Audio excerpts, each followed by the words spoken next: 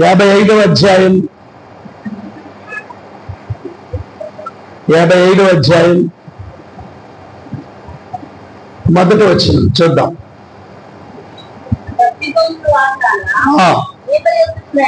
11వ వచనం చదువు. నిష్ఫలముగా మరలక అది నాకు అనుకూలమైన దానిని నెరవేర్చును. నేను పంపిన కార్యము సఫలము చేయును. ప్రార్థన చేసుకుందాం. పరిశుద్ధుడా, ప్రేమగల తండ్రి, కృపగల దేవుడా, జాలిగల మా దైవమా, ఈ దినము నాతో మాతో అందరితో మీరు మాట్లాడి బలపరిచి స్థిరపరచండి. యేసయ్య పరిశుద్ధ నామమును అడిగి వేడుకొంచున్నాము తండ్రి. హల్లెలూయా, హల్లెలూయా, హల్లెలూయా. ఒకటి ప్రియులారా, ఈ రోజు మాట దేవుడు మనతో మాట్లాడుతున్న మాట, నేను పంపిన కార్యము సఫలము చేయను. 55:10-11 వచనాలు చదివితే చదువుదాం ఒకసారి. వర్షమును హిమమును ఆకాశము నుండి అక్కడికి ఎలగ మరలక భూమిని తడిపి విత్తువానికి విత్తనము, భుజించువానికి ఆహారమును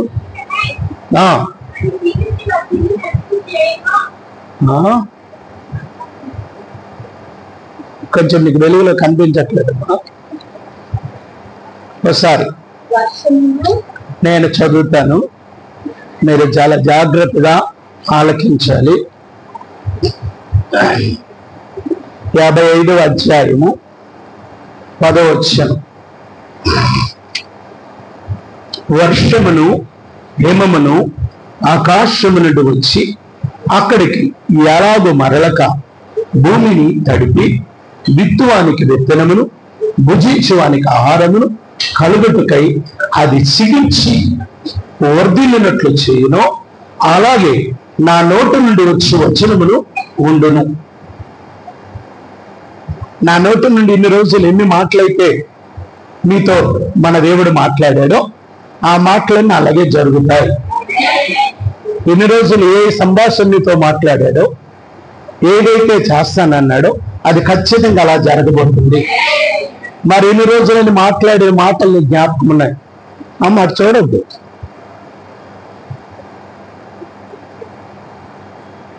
మనిషికి సచ్చినంత వరకు వదలదేమో. వచ్చారు, వాక్యం వైపే చూడండి. మీ వైపు పాస్టర్ గారు చూడకపోయినా పర్లేదు, మీరు చూస్తున్నాండి. ఏ సమయంలో దేవుడు చూస్తాడో తెలియదు. నా వైపు ఆయన చూడట్లేదు కదా, నా టీవీ చూసుకున్నారనుకో, టక్కని చూసేసరికి మీరు కనబడతారు. ఓకేనా? రైట్. అలాగని నా నోటి నుండి వచ్చి వచనములు ఉండును, అలాగే జరుగును. నేను వర్షాన్ని పంపించి మంచును పంపించి ఏం చేస్తున్నాను? భూమిని తడుపుతున్నాను. ఎవడైతే విత్తనాలు వేస్తాడో వాడికి విత్తనాలు దయచేస్తున్నాను. ఎవడైతే ఆకలి కొనుక్కుంటాడో వాడికి ఆహారాన్ని దయచేస్తున్నాను. ఆయన పంపించిన వర్షము, ఆయన పంపించిన మనస్సు ఎలాగైతే కార్యాలు జరిగిస్తుందో అలాగే వర్షము కంటే నిన్నైనది దేవుని వాక్యము, మంచు కంటే తెల్లనైనది దేవుని వాక్యము. వర్షం ఎందుకంటే ప్రవాహములాగా వాక్యం వస్తుంది. మంచు ఎందుకు పోల్చాడంటే మంచు తెల్లనైనది, చల్లనైనది. దేవుని వాక్యం కూడా తెల్లగా ఉంటది, చల్లగా ఉంచుతుంది. చల్లగా ఉండడమే కాదు, ఏం చేస్తుంది? ఇప్పుడు వేసవికాలం అందరూ కూల్ డ్రింక్లే తాగుతుంటారు, ఫ్రిడ్జ్లోనే తాగుతుంటారు. ఎందుకు? మళ్ళీ 2 నిమిషాల తర్వాత వేడెక్కిపోతారు. కానీ నా వాక్యం, నా దేవుని సన్నిధి అలా కాదు. ఎప్పుడూ నిన్ను తెల్లగా ఉంచుతుంది, చల్లగా ఉంచుతుంది. దేవుని వాక్యం చేత ఎవరైతే నింపబడుతుంటారో, దేవుని వాక్యం చేత ఎవరైతే తడవబడుతుంటారో, దేవుని వాక్యాన్ని ఎవరైతే ఇష్టపడుతూ ఉంటారో, దేవుని సన్నిధిని ఎవరైతే ఇష్టపడుతూ ఉంటారో, దేవుడు నాతో ఉండాలి ప్రభు అని ఎవరైతే అనుకుంటారో వాళ్ళ జీవితాలు ఎప్పుడు తెల్లగా ఉంటాయి, చల్లగా ఉంటాయి. తెల్లగా ఉండడం అంటే ఈ తెల్లని కాదు, హృదయ తెల్లని. హృదయ తెల్లని అంటే హృదయంలో ఏ కల్మషం ఉండదు, ఎవరి మీద అసూయ ఉండదు, ద్వేషం ఉండదు, కలహం ఉండదు. వాక్యం వినేవారి జీవితం గురించి నేను చెప్తున్నా. వాక్యం హృదయంలో లేని వారికి దేవుని సన్నిధిలో ఉంటారు కానీ ఎంత కుళ్ళు ఉంటారు, దేవుని సన్నిధిలో ఉంటారు కానీ ఎంత అసూయ ఉంటారు, దేవుని సన్నిధిలో ఉంటారు కానీ ఎప్పుడూ లేనిపోయినవన్నీ పాప జీవితమే ఉంటారు. అదే దేవుని వాక్యం ఉందనుకోండి, దేవుని వాక్యం ఉన్న చోట ఇవి నివసించదు. వెలుగున్న దగ్గర చీకటి ఉండలేదు. ఎలాగో దేవుని వాక్యం ఉన్న దగ్గర పాపం నివసించలేదు. పరిశుద్ధత ఉన్న చోట పాపం ఉండడానికి తోవ లేదు, తావు లేదు.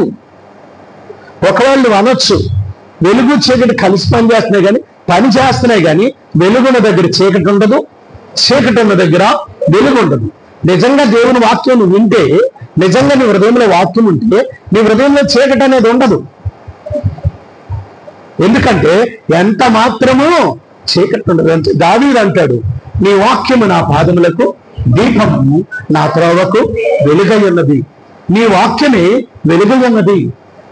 ఈ వాక్యం అందరినీ వెలిగిస్తుంది, కానీ చీకటి దాన్ని గ్రహింపకుంది.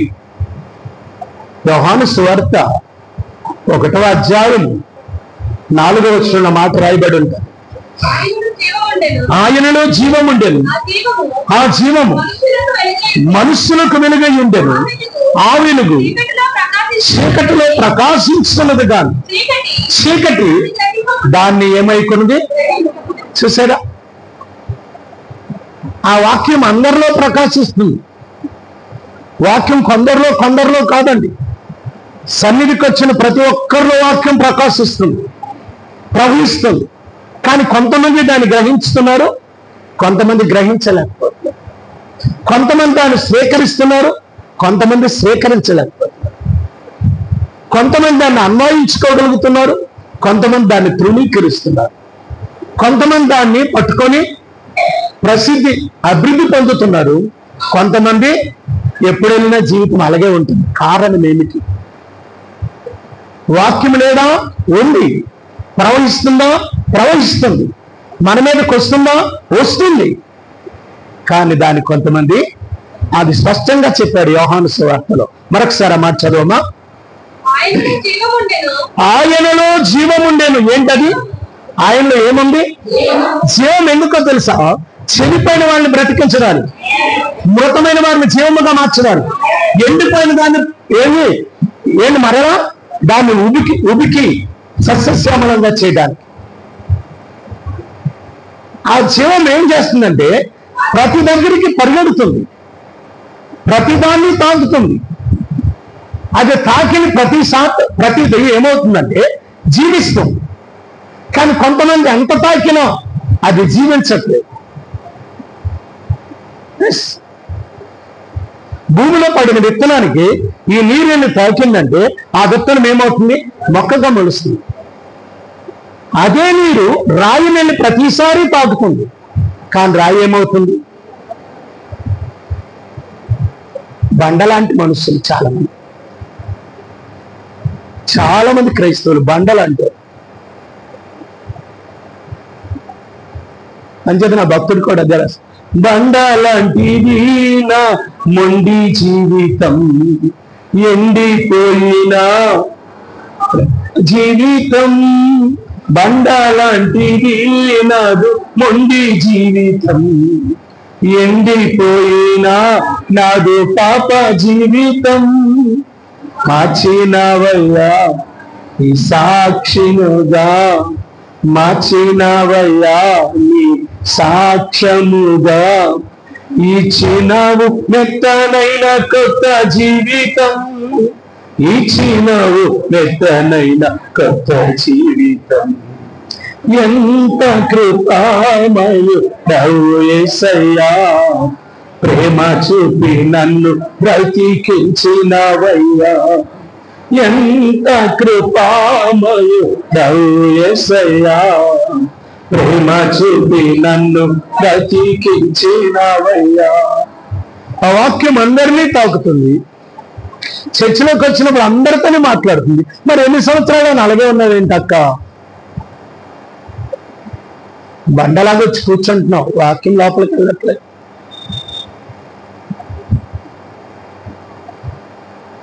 వచ్చి కూర్చోవడమే తప్ప ఆ వాక్యాన్ని హృదయంలోకి వెళ్ళట్లేదు. అంచేతనే బ్రతుకు మారట్లేదు. అది వెలుగుస్తూ ఉంది. ఆయనలో జీవం ఉండేను, ఆ జీవము మనుష్యులకు వెలుగై ఉండెను. ఆ వెలుగు చీకట్లో ప్రకాశించినది కానీ చీకటి దాన్ని ఏం చేయలేకపోతుంది, గ్రహింపలేకపోతుంది చీకటి. దేవునికి స్తోత్రం, గ్రహింపలేక మళ్ళీ అనుకుంటుందంట చీకటి, ఆ జీవితం అనుకుంటుందట నా పని అయిపోయింది, నా బ్రతుకు అయిపోయింది, నా జీవితం అయిపోయింది. కానీ యేసయ్య చెప్తున్నాడు, నేను పంపించిన వర్షము, నేను పంపించిన హిమము ఎలా అయితే ఊరకన నా దగ్గరికి తిరిగి రాదో, నేను పంపిన వాక్యం కూడా అంతే. ఆ వాక్యం వచ్చి వారి జీవితాల్ని బాగు చేస్తారు. చూద్దాము, కీర్తన గ్రంథము 107వ అధ్యాయం 20వ వచనంలో మాట రాయబడి ఉంటుంది. 107:20 ఆయన తన వాక్కును పంపి వారిని ఏం చేశాడట? ఆ వాక్యం వచ్చి అందరిని ఏం చేసింది? ఈరోజు నీ జీవితాన్ని బాగు చేస్తుంది. ఆమేన్. వచ్చిన వాక్యాన్ని ఏం చేయాలా? వాక్యం బాగు చేస్తుంది. ఆ వాక్యం ఏం చేయాలి? మనం నాలోకి రావాలి ప్రభు. అడగండి ఒకసారి, యేసయ్యా నువ్వు పంపిన వాక్యం నా హృదయంలోకి రావాలి, రండి. మనమందరం చక్కగా అడుగుతాం, రండి ప్రభా, రావాలి ప్రభా. తలుపు తీయకపోతే ఎక్కడికి వస్తాడు నీకు? రావాలని నీవేం చేయాలా? హృదయం అనే తలుపు తీయ. ఎదుగో హృదయం దగ్గర, ద్వారం దగ్గర నేను తలుపు తడుచున్నాను, ఎవడు నా స్వరం విని తలుపు తీస్తాడు, నేను వాడితో, వాడు నాతో కలిసి ఏం చేస్తారు? భోజనం చేస్తారు. చూడండి, ప్రకటన గ్రంథం 3వ అధ్యాయం 20వ వచనం. ఇదిగో నేను తలుపు వద్ద నిలుచున్నాను.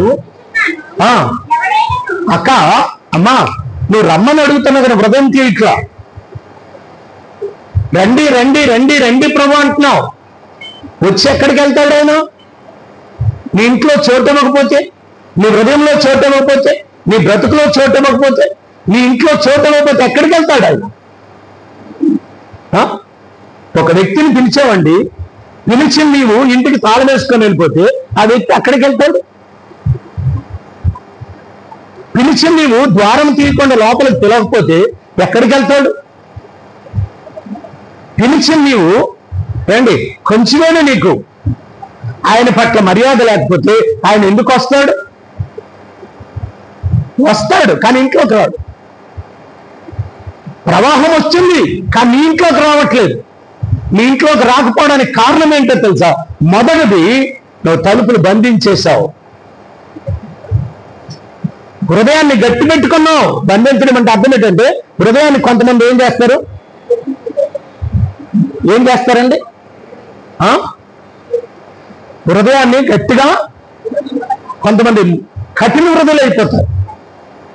ఎంత బండేసి బాదండి, ఎన్ని సుత్తులు పెట్టి కొట్టండి, అది బండ అని చెప్పిన యేసుప్రభువారు అన్నారు. ఏమన్నారు తెలుసా? నా వాక్యము బండను సైతం బద్దలు కట్టగల సుత్తు. కొంతమంది రాకపోవడానికి, బ్లెస్సింగ్ కాకపోవడానికి కారణం ఏంటంటే హృదయాలు బండబారిపోతాయి. వాళ్ళు తలుపులు వేసేస్తారు, ఎంత దేవుడి స్వరం వినరు. మూర్ఖ జనాంగం అంటే వీళ్ళు. దేవుని వాక్యం అంటే అసలు వినరు. రెండవది, రాకపోవడానికి ఏంటో తెలుసా? స్వరం వింటున్నా నాకు కాదన్నట్టు పట్టించుకోలేడు. అమ్మా అని పిలిపిస్తుంటే పిల్లలు అలాగెళ్ళు అంటే నాకు కాదని పట్టించుకోకపోయిన వాళ్ళు ఇంట్లోకి యేసయ్య రాడు, ఆ వాక్యం రాదు. నాకే దేవుడు వాక్యం బోధిస్తున్నాడు, నాతోనే ప్రభు మాట్లాడుతున్నాడు. ఒకటి, ఇంట్లోకి దేవుడు పిలిచి వచ్చినా వాళ్ళ ఇంట్లోకి రాడు. ఎందుకంటే ఒకటి, మూర్ఖత్వం బట్టి వాళ్ళ ఇంట్లోకి రాడు. ఎందుకంటే వాళ్ళు తలుపులు వేశారు. పిలవడం మాత్రం పిలుస్తారు, రండి రండి రండి రండి రండి పరిశుద్ధాత్ముడా, రండి పరిశుద్ధాత్ముడా. కొంతమంది ఆ పిలవడానికి కూడా ఇష్టపడరండి. ఆ పాట పాడితే ఎక్కడాలు గొంతు పోతుంది. కొంతమంది చప్పట్లు కొట్టడానికి కూడా. మీరు అందరు పాడండి. పరలోకం వెళ్ళినప్పుడు అక్కడ పాడకుండా ఉండలేము. ఇక్కడ ప్రాక్టీస్ అయితేనే అక్కడ చప్పట్లు కొట్టగలం. ఇక్కడ పాడగలితేనే అక్కడ పాడగలం, లేకపోతే అక్కడి నుంచి చోటు ఉండదు. ఇక్కడ ఎంత మోగదానికి ఉంటావో నరకంలో కూడా అంతే. మోగతనం ఎక్కడంటే నరకంలో. అక్కడ కూడా కేకలు వేయాల. ఏంటా కేకలు? ఆర్తనాదాలు. రక్షించండి రక్షించండి. అక్కడ రక్షించే నాదుడు ఎవరు ఉండరు.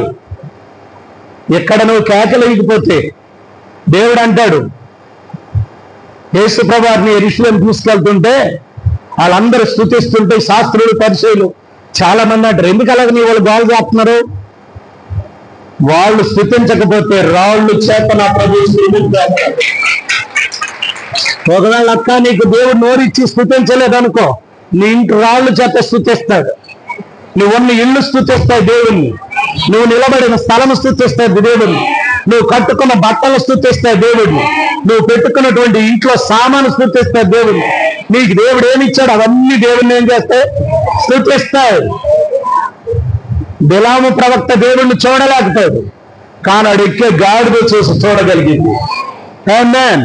బిలాము ప్రవక్త నోటి నుండి మాట్లాడి రాలేదు, కానీ ఎక్కే గాడిద మాట్లాడేంత చేశాడు దేవుడు. ఆయన ఏమైనా ఏమైనా ఏమైనా అది నీ వంతు వచ్చింది, నువ్వు చేయాలా. నీ వంతు కాబట్టి నువ్వు చేయాలా. ఒకవేళ నేను చేయకపోతే ఎవరు చేస్తారు అనుకుంటారేమో, నీ ఎదుటికే నీకంటే తక్కువ వారిని తీసుకొచ్చి నేర్పిస్తాడు. ఆమేన్ ఆమేన్ హల్లెలూయా హల్లెలూయా. ఇది నేను చేయకపోతే అవదనుకున్నావు అనుకో. ఒకవేళ నేనే వెర్రవీగాను అనుకో, నేను చెప్పబోతే ఎవరు వాక్యం చెప్తాడు అన్నాను అనుకో, నాకంటే ఇదిగో ఇక్కడ ఉన్నారా వీళ్ళని తీసుకొచ్చి నిలబెట్టలేదు అతడు వాక్యం చెప్పేస్తాడు. చెప్పించేగల సమర్థుడు. గట్టిగా చెప్పడం కూడా. అయితే నీకు ఇచ్చింది నువ్వు చేయాలా. నీ వాట వచ్చినప్పుడే నువ్వు దాన్ని వినియోగించుకోవాలా. నీ సమయం వచ్చినప్పుడే నువ్వు వినియోగించుకోవాలా. నీకు సమయం ఇచ్చినప్పుడే కళ్ళు తెరుచుకోవాలి. నీకు సమయం ఇచ్చినప్పుడే నీ గొంతు పెగలాలి. నీకు సమయం ఇచ్చినప్పుడు నీ చేతులు చప్పట్లు కొట్టాలి. అంతేగాని అందరు కొడుకుంటూ ఏంటి నీ పోజు, నీ స్టైల్ ఏంటి? దేవుడు అంటాడు, ఏమి ఉందరా బాబు, ఒకరోజు తీసేస్తాను అంటాడు. నిజం ప్రియుల, నిజం. అది అక్షరాల నిజం, అక్షరాల నిజం. అది దేవుని సన్నిధిలో మనం స్టైల్ కొట్టినా, దేవుని సన్నిధిలో మనం ఎటకారంగా ఉన్నా, దేవుని సన్నిధిలో అందరు చేస్తుంటే నేనెందుకు చేయాలని గంభీరంగా నువ్వు ఉన్నా, ఎలా పీకేలో ఆ కొమ్ములు పీకేస్తాడు. కొమ్ములు పైగా ఎత్తకండి, పొగరబడి చూడకండి, మాట్లాడకండి అంటాడు దేవుడు బైబిల్ గ్రంథంలో. నిజం. కాబట్టి నాకు అవకాశం ఇచ్చినప్పుడే నేను దాన్ని ఏం చేయాలా? ఆ అవకాశం ఈరోజు నీకు వచ్చింది, ఆ అవకాశం నీకు వచ్చింది, ఆ అవకాశం నీకు వచ్చింది. ఆ వర్షం ఆ ప్రాంతంలోనే పడింది, వేరే ప్రాంతంలో పడలేదు. కాబట్టి వాళ్ళు దున్నుకుంటారు పొలాలు, మనం దున్నడానికి అవుద్దాం అవదు. ఇప్పుడు వర్షం ఎవరి మీద పడుతుంది? నా మీదకి వచ్చింది. మహిమా మేఘం నా మీదికి వచ్చింది, మహిమా మేఘం నా మీదికి వచ్చింది, మహిమా మేఘం.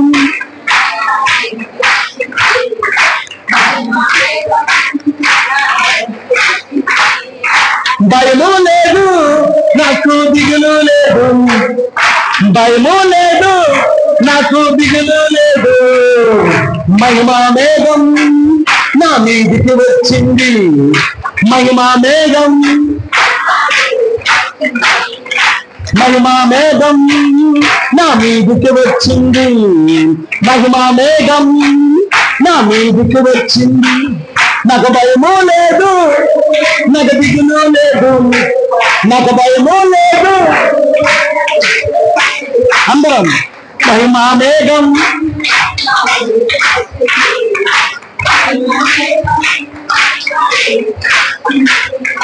మేఘాల పైన ఆయన వస్తాడు. ఆ మేఘాలు ఎక్కి నేను త్వరగా వెళ్తాను. మేఘాల పైన ఆయన వస్తాడు.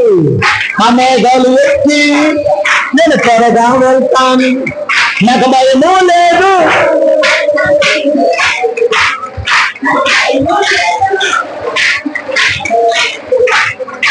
మహిమా మేఘం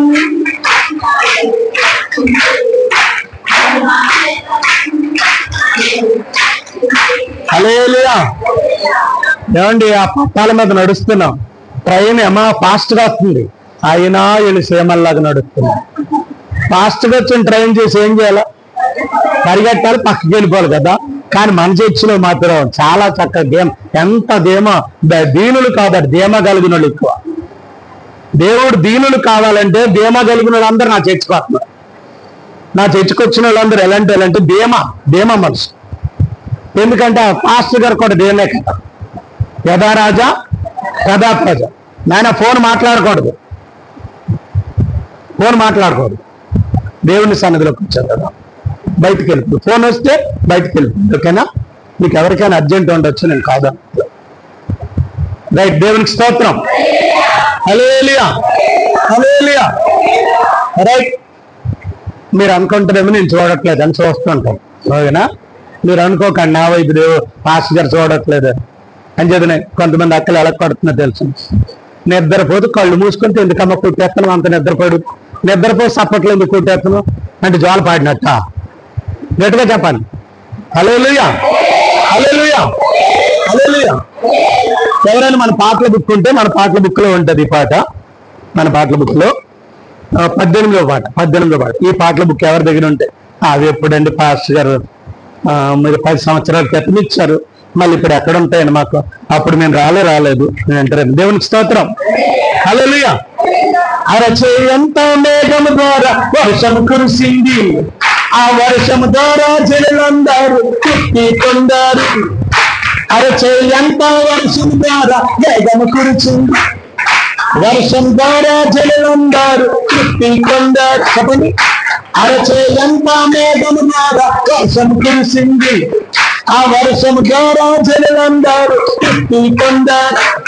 నాకు ఆకలి లేదు, నాకు దాహము లేదు, నాకు ఆకలి లేదు, నాకు దాహము లేదు. మహిమా మేఘం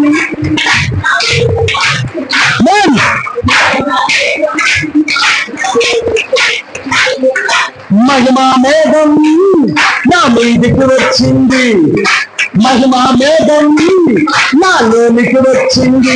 చెప్పండి. మహిమా మేఘం నా మీదికి వచ్చింది, మహిమా మేఘం నాలోనికి వచ్చింది. భయము లేదు,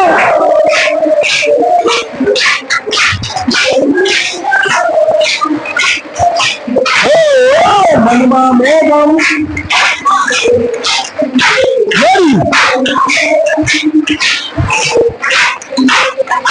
పగలు మేఘ స్తంభముగా ఆయన ఉన్నాడు, రాత్రి అగ్ని స్తంభముగా నడిపిస్తున్నాడు. పగలు మేఘ స్తంభముగా ఆయన ఉన్నాడు, రాత్రి అగ్ని స్తంభముగా నడిపిస్తున్నాడు. నాకు శోధన లేదు, నాకు సమస్య లేదు, శోధన లేదు, నాకు సమస్య లేదు. అందా, నాకు శోధన లేదు, నాకు సమస్య లేదు, నాకు శోధన లేదు. మహిమా మేఘం నేనికి నాలోనికి. చెప్పండి. నా మీదకి వచ్చింది, మహిమా మేఘం నాలోనికి వచ్చింది. భయము లేదు,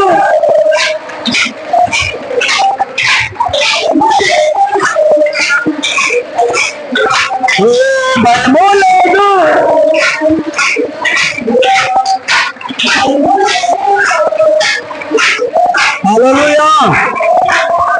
ఆ వర్షం పడి ఎలాగైతే భూమిని తడిపి పండిస్తుందో, పంటలు ఇస్తుందో, ఈ రోజు పరిశుద్ధాత్మమైన యొక్క అభిషేకం నాపై కుమ్మరించబడి నా జీవితం ఫలభరితంగా మారుతుంది.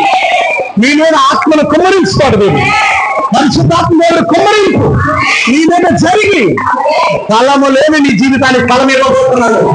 గొప్ప ఫలములతో నింపబోతున్నాడు. గొప్ప ఫలాన్ని నువ్వు చేరుకోను, గొప్ప ఫలాన్ని అనుభవించబోతున్నావు, గొప్ప శక్తిని అనుభవించబోతున్నావు, గొప్ప కార్యాలను అనుభవించబోతున్నావు. అది పడి నీ మీదకి వచ్చి ఫలభరితంగా మార్చబోతుంది. సిగురించి పుష్పించి ఫలభరితంగా మార్చబోతుంది. ఆ వర్షం వచ్చి ఎలాగైతే భూమిని తడిపి సిగిరింపజేసి ఫలింపజేస్తుందో, ఈ పరిశుద్ధాత్మ అభిషేకము మానవులమైన మనపై కుమ్మరించి దేవుడు ఎంత ప్రేమమయుడంటే ఆయన ఆత్మాభిషేకాన్ని మనపై కుమ్మరిస్తాడు. కావలసిన వారికి మాత్రం. అది ఎవరిలోకి వస్తుందంటే ఎవరికి ఆశ ఉందో, ఆకలి ఉందో, ఎవరికి దాహం ఉందో, ఎవరు పొందుకోవాలని ఆశపడుతున్నారు, ఉపవాసం ఉండి నాకు కూడా కావాలి ప్రభా, ఏంటి నీ అభిషేకం, నీ వర్షం, ఆ కడవరి వర్షం కొరకు మనం ఏం చేయాలా? యెహోవాను వేడుకోవాలి, దయచేయమని. దేవా వర్షం నాకు కావాలి, నేను సిద్ధంగా ఉన్నాను, నా మీదకి రండి ప్రభా, నన్ను తడపండి ప్రభా, తడిపి తడిపి వద్ద చేయండి ప్రభా, నీ వర్షంలో నన్ను తడిపి తడిపి వద్ద చేయండి. తడిపి తడిపి ఉండవాలి, తడిసి తడిసి తడిసి ఉండాలి. నిజం. దైవమా నీకే స్తోత్రం, నీ త్యాగమే లేనిది. దైవమా నీకే స్తోత్రం, నీ త్యాగమే హంతులేనిది. కలువరిలో కలుషను మాపా, నలిగి తరిగి నలిగిన నా యేసయ్యా, కలువరిలో కలుషను మాపా, తరిగి నలిగి నలిగిన నా యేసయ్యా. దైవమా నీకే స్తోత్రము, నీ త్యాగమే అంతులేనిది. కరిగి నలిగి నలిగిపోయాడు. ఆ నలిగిన ఆ రక్తమే మనపై ప్రోక్షించబడుతుంది. ఆ శిలువలో కార్చిన రక్తము అభిషేకముగా నాపై ప్రోక్షించబడుతుంది. నా పాపమంతా కరుగుతుంది, నా శాపమంతా కరిగింది. ఇప్పుడు ఆయనలో ఉన్న అభిషేకం నీపై ప్రవహిస్తుంది. వర్షం వచ్చి ఎలాగైతే భూమిని తడుపుతుందో, ఈరోజు నీ జీవితాన్ని బండబారిపోయిన నీ జీవితాన్ని, ఎండిపోయిన నీ బ్రతుకు, ఎండిపోయిన నీ గర్భఫలాలు, ఎండిపోయిన నీ జీవితాన్ని, ఎండిపోయిన నీ పరిస్థితులు, ఏ విషయంలో ఎండిపోయినావో అవన్నిటినీ పరిశుద్ధాత్మ పరిపోతున్నాడు. అయ్యో నా గర్భం ఎండిపోయిందయ్యా, బిడ్డలు లేక గొడ్రాలను అందరూ అంటున్నారయ్యా, ఎండిపోయిన గర్భాన్ని తెరవండి, తడపండి. ఆ నేలను తడిపిన వాడు ఈ రోజు నా గర్భాన్ని తడపండి ప్రభా. ఇగో నా బిడ్డలు ఎండిపోయి ఉన్నారు ప్రభా, నా బిడ్డలు తడపండి ప్రభా. నా ఇల్లు ఎండిపోయింది ప్రభా, ఆయన ఆశీర్వాదాలు లేక, దేవుని లేక నాయన నా ఇల్లు ఎండిపోయింది. ఎప్పటికి కూడా ఎండిపోయిన బ్రతుకు, కొండలన్నీ అలాగే ఉంటున్నాయి, వండుకోవడానికి గింజి కూడా లేదు ప్రభా. ఎండిపోయిన బ్రతుకు, ఎండిపోయిన బ్రతుకు మీద ఈరోజు అడుగు దేవుడు ప్రభా, మా ఇల్లు ఎండిపోయింది, ఎక్కడ పెడితే అక్కడ రూపాయి లేకుండా అయిపోయింది, ఏది పడితే అదే నాశనం అయిపోతుంది, బూడిదైపోయింది ప్రభా నా ఇల్లు. నా ఇల్లు నేను చేయండి, నీ అభిషేకంతో తడపండి ప్రభా, తడపండి ప్రభా, తడపండి ప్రభా. ఉపవాసం ఉండి హెజ్కేలు భక్తుడు అదే చెప్పాడు, మీరు ఉపవాసం ఉండి అడగండి, అది మీ మీదకి వస్తుంది. ఉపవాసం ఉండి అడిగితే మీ మీదకి వచ్చేది ఏంటో తెలుసా? అభిషేకము, ప్రవాహ జలము, ఆత్మాభిషేకము. ఇదిగో అంచె దినములో అందరి మీద ఆత్మను కుమ్మరిస్తాను. ఎందరి మీద? ఎందరి మీద? ఎందరి మీద? చర్చకొచ్చిన చిన్న పిల్లల మొదలుకొని వృద్ధుల వరకు ఆత్మ కుమ్మరించబడుతుంది. చర్చకొచ్చి నువ్వు పడుకున్నా సరే, ఆ చంటి బిడ్డలు పడుకున్నా వాళ్ళ మీద కూడా దేవుని ఆత్మ కుమ్మరించబడుతుంది. హెజ్కేలు గ్రంథం 2వ అధ్యాయం చూద్దాం ఒకసారి.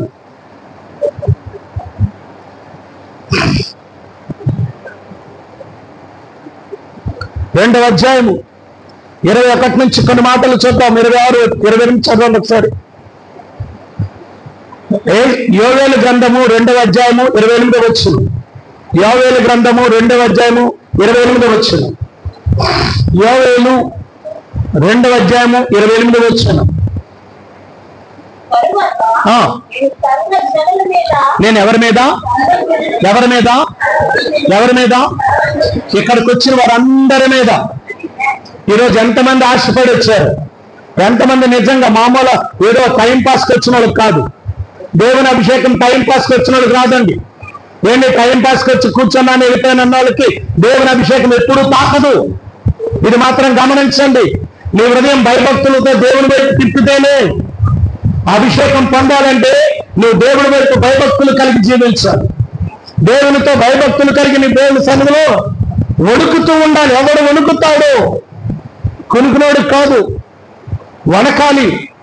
దేవుని మందిరంలోకి వచ్చామంటే వణకాలి. ఎందుకంటే ఇది దేవుని సన్నిధి, సర్వశక్తి గల దేవుని నీడ. ఇది ఆయన సన్నిధిలోకి వచ్చినప్పుడు భయము వణుకుండాలి. ఒక తప్పుడు ఆలోచన రావాలంటే భయపడాలి. ఒక తప్పు నోటు మాట రావాలంటే భయపడాలి. అప్పుడు నువ్వు దేవుని భయపడుతున్నట్టు. భయపడుతుండమంటే నువ్వు వచ్చేసింది భయపడ్డం కాదు తల్లి. నాయనా ఏదో నేను చర్చకొచ్చేస్తున్నాను కదా దేవుడు భయపడుతున్నాను అనుకుంటున్నాను కాదు. సన్నిధిలోకి వచ్చావంటే నోటి నుండి ఒక పనికిరాని మాట కూడా రాకూడదు. ఎవరికి నోటి నుండి పనికిరాని మాట అనకూడదు. అది భయం. అమ్మో ఇక్కడ ఆడితే పొరవున్నాడు, నేను ఎలా ఈ తప్పుడు మాట ఆడుతానని భయం మనలో ఎప్పుడైపోతుందో అప్పుడు పరిశుద్ధాత్మ అభిషేకం మీదకి వస్తుంది. అలాంటి వణుకుల వారి మీదకే అభిషేకం, అంతేగాని వచ్చి కూర్చున్న వాళ్ళందరి మీద కాదు. అంచేతనే చీకటి అక్కడ ఉందంట, వెలుగు వస్తుంది. చీకటి కూడా అక్కడ ఉంది. అంటే మందిరంలోకి వెలుగు జనులు ఉంటారు, చీకటి జనులు ఉంటారు. అంచేతనే వెలుగు జనులు మాత్రమే దాన్ని ఏం చేస్తారు? స్వీకరిస్తారు. చీకటి జనులు దాన్ని స్వీకరించలేరు. నువ్వు ఎలా ఉన్నావు? వెలుగు జనులుగా ఉన్నావా, చీకటి జనులుగా ఉన్నావా? ఎలా ఉన్నావు? ఎలా జీవిస్తున్నావు? ఈరోజు అంటున్నాడు సర్వజనుల మీద నా ఆత్మను ఏం చేస్తాను? నా ఆత్మను ఏం చేస్తాను? నా ఆత్మను కుమ్మరిస్తాను. మీ కుమారులను మీ కుమార్తెలను ఏం చేస్తారట? ప్రవచనాలు చెప్పే కృప దేవుడు అనుగ్రహిస్తాడు. దేవుని సన్నిధిలో ఉన్నటువంటి చంటి బిడ్డల ద్వారా దేవుడు ప్రవచనాన్ని నెరవేరుస్తాడు. వాళ్ళ నోటి ప్రవచనాలు పలికిస్తాడు. నిజం ప్రియులారా, మీ పిల్లల ద్వారా మీ పిల్లల్ని ఎప్పుడైతే మందిరంలో పెంచుతారో వాళ్ళు ప్రవచనం చెప్పేవారుగా మారుతారు. వాళ్ళు చెప్పే ప్రతి మాట మీ ఇంట్లో జరుగుతుంది, మీ కుటుంబంలో జరుగుతుంది. ప్రియులారా, మీ పిల్లల మందిరంలో భయభక్తులు కలిగి జీవించాలి. వారిపై దేవుని ఆత్మ పిల్లల మీద ఏం కొరుగుతుందిగా? ప్రవచనాత్మ. దేవుని సన్నిధి ఎప్పుడైతే మన మీదకి వస్తుందో ప్రవచనాత్మ. ప్రవచనం అంటే ఆలోచనలు కాదు, దేవుడి దగ్గర నుండి వచ్చినాయి. దేవుడి దగ్గర నుండి వాళ్ళు మాట్లాడుతారు. అప్పుడు మీరు అనుకుంటారు చిన్నపిల్లలు ఎలాగ మాట్లాడుతుందేంటి? నువ్వు ఎంతగా మాట్లాడాలి అంతగా మాట్లాడు, ఇంకేంటి ఏదో పెద్ద పండితులు పండిపోయినట్టు మాట్లాడుతున్నావు అంటారట జనాలు. ఎలాగ ఆశ్చర్యపోతారట? యేసుప్రభువారు 12వ సంవత్సరంలో శాస్త్రులతో పరిచయులతో దేవాలయంలో కూర్చొని మాట్లాడుతుంటే ప్రశ్నలు వేస్తుంటే ఆ ప్రశ్నలకు సమాధానం చెప్తుంటే ఎక్కడ దీనికింత జ్ఞానము? ఈయన యోసేపు వడ్రంగి వాడి కొడుకు కాదా? మన వీధిలో ఉన్నాడు కాదా? మీరు మనతో తిరిగినాడే కదా? ఎక్కడ ఇంత జ్ఞానం? ఎలా వచ్చింది? వాళ్ళు ఆశ్చర్యపోయారట. అలాంటి జ్ఞానం మన పిల్లలకి ఉండాలని దేవుడు కోరుకుంటాడు. అలాంటి జ్ఞానం మన మీద కూడా దిగి రావాలని దేవుడు కోరుకుంటున్నాడు. అంచేత అభిషేకం ఎందుకో తెలుసా? జ్ఞానాభిషేకం. అది జ్ఞానాభిషేకం. దేవుడు ఈరోజు ఎంతమంది జ్ఞానాభిషేకం కావాలని ఈ 52 రోజులు ప్రార్థన చేశారు. నిజంగా మీరు అంచేతనే రాసినవన్నీ నేను చెప్పాను, ఇప్పుడు రాసుకోవడం కాదు. పూర్వం మీరు రాస్తుంటే ప్రభువా నా జ్ఞానముతో నింపమని ఎంతమంది అడిగారు? అందరికి కూడా దేవుడు జ్ఞానాభిషేకం అయిపోతున్నాడు, జ్ఞానముతో నింపబోతున్నాడు. ఏ జ్ఞానమో తెలుసా? పరిశుద్ధమైన జ్ఞానం. 52 రోజుల్లో ఎవరైతే ప్రభువుని జ్ఞానం నాకు కావాలని అడిగారు, నీ జ్ఞానంతో నన్ను నింపండి ప్రభు అని అడిగారు. అభిషేకం మీపై కుమ్మరించబడుతుంది. ప్రవచన ఆత్మ మీలో పనిచేస్తుంది. ప్రవచన వరము మీలో పనిచేస్తుంది. ప్రవచన అభిషేకం మీలో పనిచేస్తుంది. మీరు ప్రవచిస్తుండగా దేవుడు గొప్ప కార్యాలు జరిగిస్తాడు. తప్పకుండా జరిగించబోతున్నాడు. నీ నోటిని ప్రవచనంగా వాడుతున్నాడు. నీ నోటిని ప్రవచనంగా వాడుకోబోతున్నాడు. పిల్లలు ప్రవచిస్తారు. తర్వాత మీ ముసలి వారు ఏం కంటారటమా? ముసలి బాధ తిండిలేదు బయలులేదు, నాకు వాళ్ళు చూడలేదు, నా కొడుకు లేదు చూడలేదు అని మాటలు ఉండవట. వాళ్ళు ఏం చేస్తారో తెలుసా? దేవుడు నాకు ఈ దర్శనం ఇచ్చాడు, దేవుడు నాకు ఈ కళ చూపించాడు, అమ్మ మన కుటుంబాన్ని ఎలా దీవిస్తాడటమ్మ దేవుడు చెప్పడం. నిజం ప్రియుల, నిజం. మా ఇంట్లో నేను అది అనుభవించగలిగాను. మా అమ్మగారికి నేను బాప్టిజం ఇచ్చాను. మా అమ్మగారికి మా నాన్నగారికి నేనే బాప్టిజం ఇచ్చాను. ఇది చిన్న చర్చ ఉన్నప్పుడు ఆ మూల కూర్చుండేది. మా అమ్మ వచ్చి అక్కడ కూర్చుంది. తన ఫాస్టింగ్ ఎలా చేసేది తెలుసా? చాలా రోజులు ఫాస్టింగ్ చేసేది. ఇంత మజ్జికి లేదా ఇన్ని పాలు ఇన్ని నీరు వేసుకొని ఆ గ్లాస్తో తాగి అలాగే ఉండిపోయేది. ఎన్ని రోజులైనా అలాగే ఉండిపోయేది. ఏంటి ముసలిళ్ళు అయితే అన్ని పట్టించుకుంటారు. మా అమ్మ పట్టించుకుంటారు కదా. ఒక మేము రూమ్ ఇస్తే ఆ రూమ్ లో కూర్చొని ఏం చేసేది తెలుసా? ప్రార్థన. ఎవరి కొరకంటే నా పిల్లలు, నా కుటుంబం ప్రభు. నేను ఎప్పుడైనా మీటింగ్ నుంచి అక్కడికి రాత్రి వెళ్ళి అమ్మ ఎలా ఉన్నంటే, నాన్న కూర్చో అని చెప్పి దేవుడు ఇలా దర్శించాడు. నాన్న దేవుడు ఇలా అన్నాడు, నేను ఇలా చేయబోతున్నాడట, అన్నయ్యని ఇలా చేయబోతున్నాడట, అక్కల్ని ఇలా చేయబోతున్నాడట, ఒకసారి అన్నయ్య స్థితి బాగులేదట, నువ్వు వెళ్ళి చూస్తావా ఏంటి అలా చెప్పేది మా అమ్మ. ఇప్పుడు ముస్లిం ఎలా ఉన్నారు? మీరు ఎలా ఉన్నారు తల్లులారా? మీ కుటుంబానికి ఆదరణగా ఉన్నారా? మీ కుటుంబాన్ని విడదీసేవారుగా ఉన్నారా? మీ కుటుంబాన్ని కట్టేవారుగా ఉన్నారా? ప్రార్థనా పరుల వాళ్ళు వృద్ధులు ఎలా ఉండాలో తెలుసా? వచ్చిన పిల్లలకు చెప్పాలి, నాన్న నేను ప్రార్థన చేశాను, నీ పిల్లలకు వచ్చే భయమేమి లేదని చెప్పమన్నాడు. నీ పిల్లలను ఉన్నతమైన స్థితిలో ఉంచుతాడేట్రా అని మీ కొడుకు నువ్వు చెప్పాలా? నీ కూతురు నువ్వు చెప్పాలా? నీ కుటుంబానికి గురించి నువ్వు చెప్పాలి. ఏంటో తెలుసా? నువ్వు కలలు కానీ చెప్పాలా?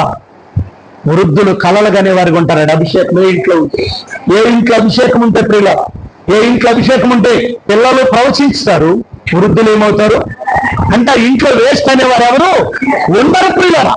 పరిశుద్ధాత్మాభిషేకం మన ఇంట్లో ప్రవహిస్తే మన ఇంట్లో వేస్ట్ గా అనేవారు ఎవరు ఉండనివ్వడు దేవుడు. నీ ఇంట్లో నీ పిల్లలు వేస్ట్ కాదు, నీ తల్లులు వేస్ట్ కాదు, నీ ముస్లింలు కూడా వేస్ట్ కాదు, నీకున్నవారు పరివారు కూడా వేస్ట్ కాదంటే అక్కడ రాయబడి చూడండి. ముసలి వారి కళ్ళదందరూ మీ యవ్వనులు దర్శనం చూచెదరు, ఆ దినములలో పనివారి మీదను పనికత్తుల మీదను. గట్టిగా చెప్పలేదు.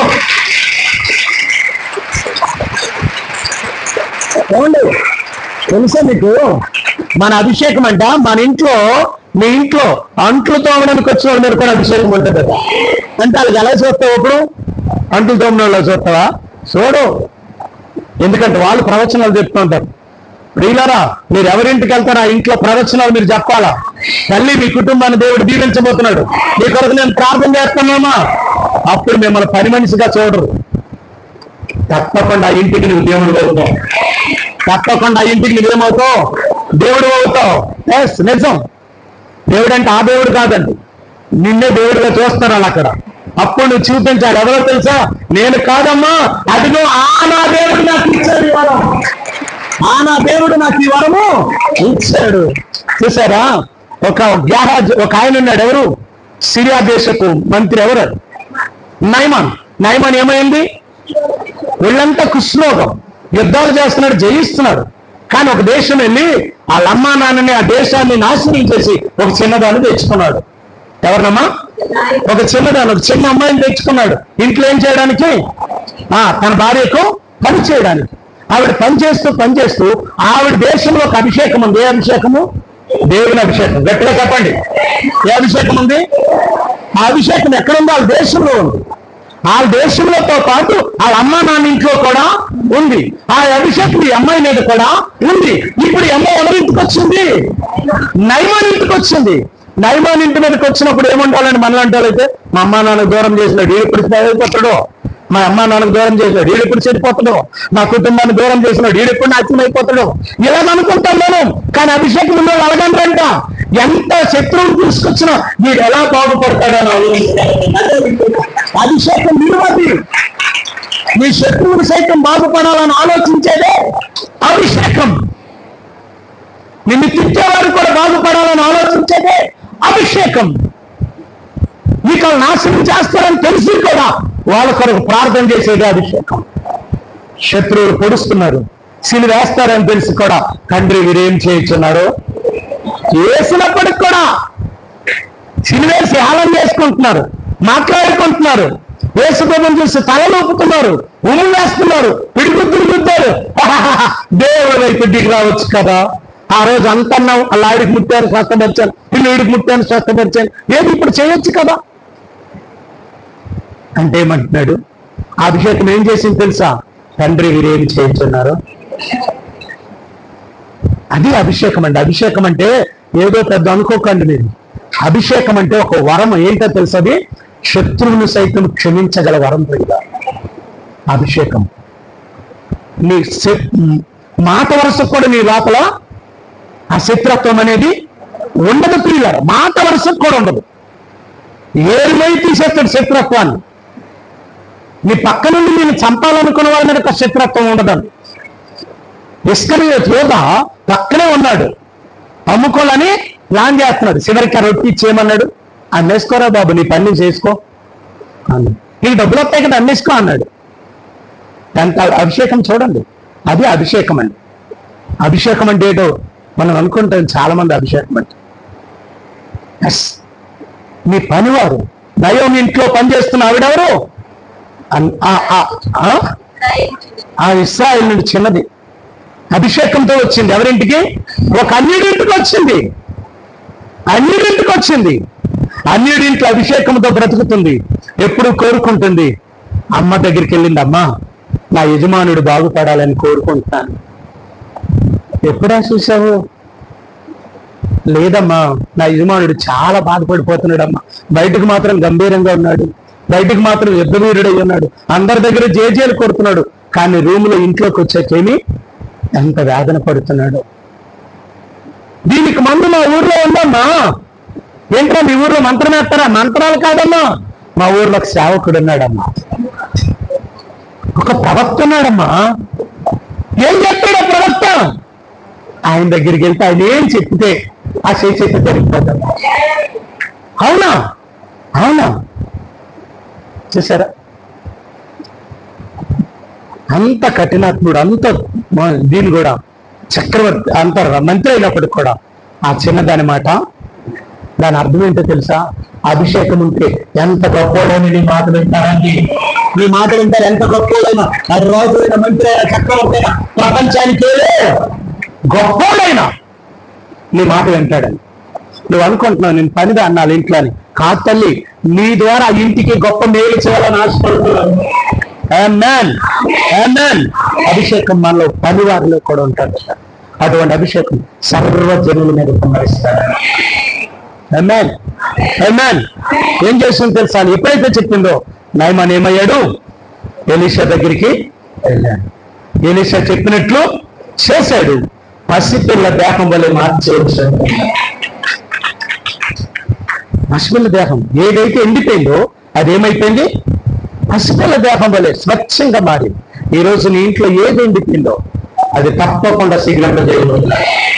తప్పకుండా సిగరెట్ సిగరించడమే కాదు, ఫలభరితంగా మార్చబోతున్నాడు.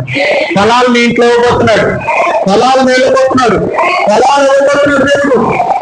ఆమేన్, ఆమేన్. ఎలా జరుగుతుందండి అభిషేకం వచ్చినట్లు? అర్థం ఏంటి?